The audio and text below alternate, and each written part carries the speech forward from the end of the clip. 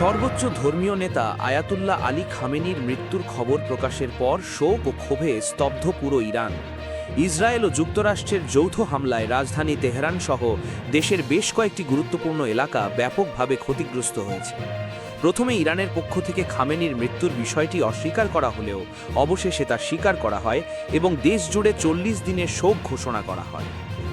খামেনির মৃত্যুর পরপরই প্রতিশোধের ঘোষণা দেয় ইসলামিক রেভলিউশনারি গার্ড কর্পস অর্থাৎ আইআরজিসি। অর্ধ সরকারি বার্তা সংস্থার এক বিবৃতিতে জানানো হয়, ইসলামী প্রজাতন্ত্রের ইতিহাসে সবচেয়ে ভয়াবহ আক্রমণাত্মক অভিযান শুরু করতে যাচ্ছে তারা। লক্ষ্য, অঞ্চল জুড়ে দখলকৃত ভূখণ্ড এবং মার্কিন সামরিক ঘাঁটি। এরপরই শুরু হয় পাল্টা হামলা। তেহরান থেকে একের পর এক ক্ষেপণাস্ত্র ছোড়া হয় ইসরায়েলের রাজধানী তেল আবিব, জেরুসালেম ও হাইফার দিকে। আয়রন ডোম অনেক মিসাইল প্রতিহত করলেও বেশ কয়েকটি ক্ষেপণাস্ত্র লক্ষ্যবস্তুতে আঘাত হানে।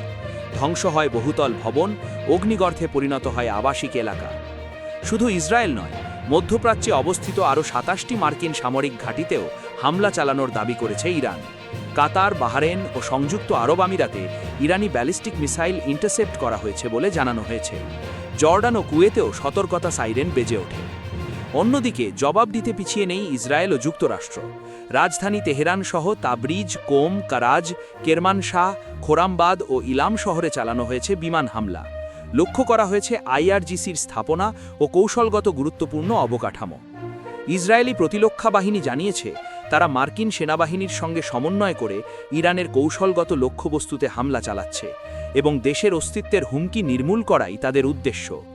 এদিকে যুক্তরাষ্ট্রের প্রেসিডেন্ট ডোনাল্ড ট্রাম্প সামাজিক মাধ্যমে হুঁশিয়ারি দিয়ে বলেছেন, আগের যে কোনো সময়ের তুলনায় আরও জোরালোভাবে আঘাত আনা হবে ইরানে। মধ্যপ্রাচ্যে উত্তেজনা চরমে পৌঁছেছে। শোককে শক্তিতে রূপান্তর করে প্রতিশোধের বার্তা দিচ্ছে তেহরান, আর পাল্টা জবাবে প্রস্তুত ওয়াশিংটন ও তেল আবিব। পরিস্থিতি কোন দিকে মোড় নেয় তা নিয়ে উদ্বিগ্ন গোটা বিশ্ব।